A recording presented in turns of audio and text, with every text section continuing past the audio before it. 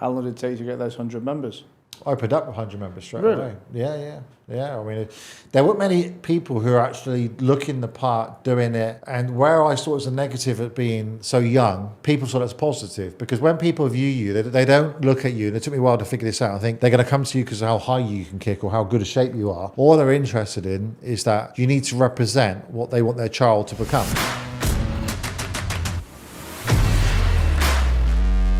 So, 12-year-old black belt, you opened your first business, being a karate studio when you were 16 years old. Yep. I mean, how do you go from doing it as a hobby to wanting to do it as a business? And I guess what was your entrepreneurial thought process and path at that time?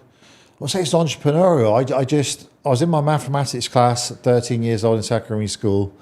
And I remember, because I kept the exercise book. Remember we had these exercise books? Oh, yeah. We've got iPads now, haven't they? For per class, maths and religious studies. The and maths science. ones used to have little square boxes. Yeah, that's right, yeah. And on the back of it, I just turned to the back page and I wrote down a series of goals because the teacher at the time was teaching us how many different ways can you put 50p into a red telephone box? Because they were a thing back then. They're like museum pieces now, aren't they? You put 2 20p's in a 10 or 5 10p's. I just thought, it's just utterly ridiculous. I'm never going to use this in my life.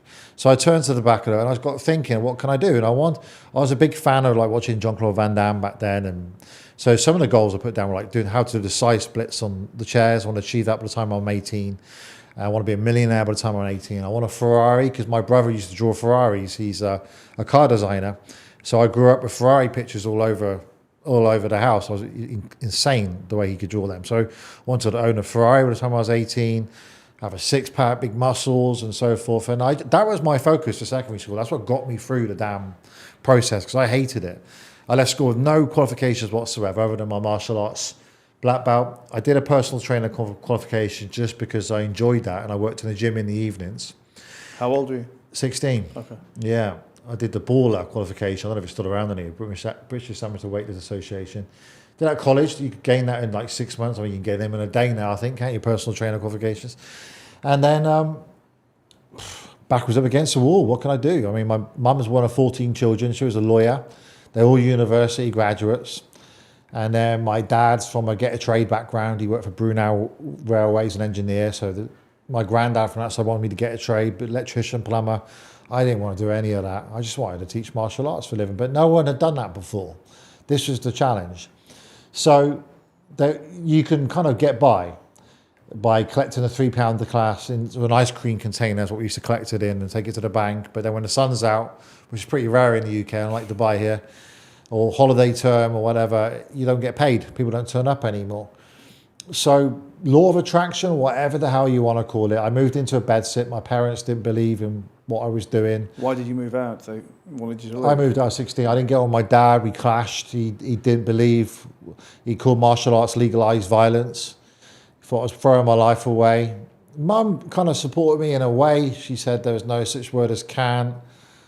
Obviously, they not very happy that I failed all my GCSEs. You know, they weren't happy about that. I just wanted to get out and work, Matt. I didn't want to do all this nonsense, you know. And so I moved into a bed. I moved out at 16, moved into a bedsit with my girlfriend in North Devon, £30 a week. Got evicted from 3 of them. Went through 3 bedsits in the same town. That was quite an achievement. And then into rented accommodation. I kept on putting this damn thing off, this business. I got a job at North Devon Leisure Centre working for £2.75 an hour as a lifeguard. That got me by, just about covered the bills. It was pretty painful. And in the end, it was my girlfriend at the time who said, you keep talking about this business thing. Because I had a thing that no one would take me serious at 16. I'm too young. How am I going to start a business off? So I read somewhere, if you look at the old pictures of me, I had like a long ponytail. It became like my symbol. I was worried if I ever cut the damn thing off, my success would go. It was like a lucky charm. Yeah, like Steven Seagal type thing. I read somewhere, you look older if you grow your hair long. So I did that. And in the end, she bought me this briefcase. I think it's for Christmas or something, saying, come on, you keep talking about this business thing, just get on with it. Because the problem you got in Devon, if you're a lifeguard, you've got loads of work in the summer. When it comes to winter, there's nothing there because it's tourism.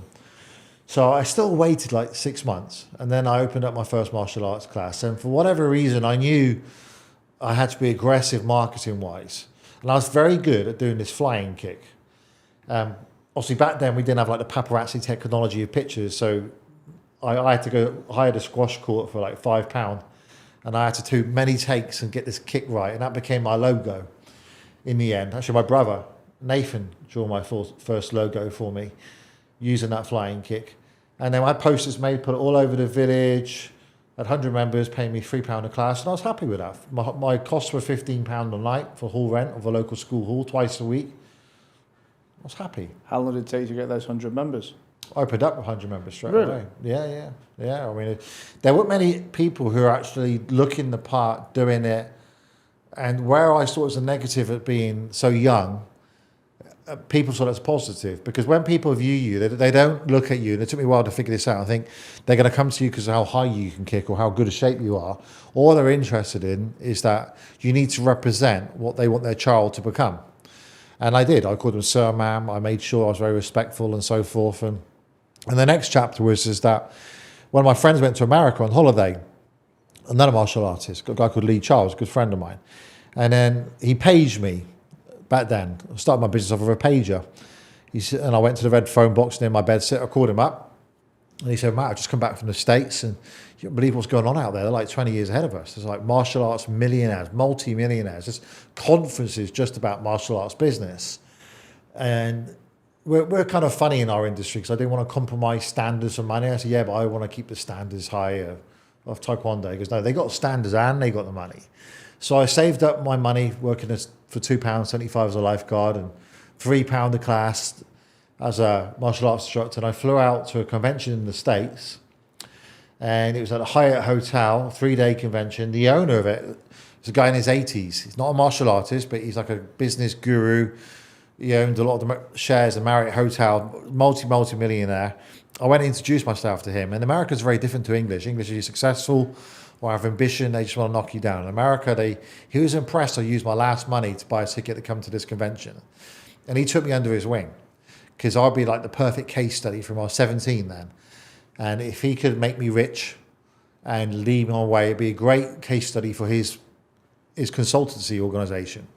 So he told me, go and follow this person around, and I was getting up at 4 a.m, going to all the staff trainings, watching their classes, understand how they market. And so take it back to England. If it works, it works. If it don't work, it don't work. I mean, they just see England as like a tiny little dot on the globe, don't they? Can you remember a couple of things that you learnt back then which would have been utterly revolutionary to you? That you thought, like putting music on the lessons. Can't do that. I got kicked out of my martial arts organisation because I was doing that. Not teaching in Korean. So we used to count in Korean and do the kicks in Korean. Turned it to English. Making everything that the school system doesn't teach, designing the program so it does. So we teach goal setting, water safety, fire safety, how to have good manners, be respectful. Topic of the month. They'll sit down with the kids at the end of each lesson for 10, 15 minutes, and the adults too. Give them homework sheets. They have to have a sheet signed by their parent, teacher, and martial arts instructor. And unless they're being well behaved and disciplined at school and at home and keeping their bedroom tidy, brushing their teeth, then they're not allowed to go for the next colour grade. The other thing I did too is I was the first guy to put people on direct debits in the UK for martial arts, which is seen as a no-no. Gyms were doing it. There's still some paid for gyms, like per class, and that stabilised my income. I went for 100 members who come as and when, pay me as and when, to suddenly putting them on £49, £59 a month memberships, depending if they're family members or singles. I was doing £5,000, £6,000 a month, plus gradings, plus joining fees, merchandise, and my overheads were £30 a week. And you're still about 18 at this point? I'm 17, yeah.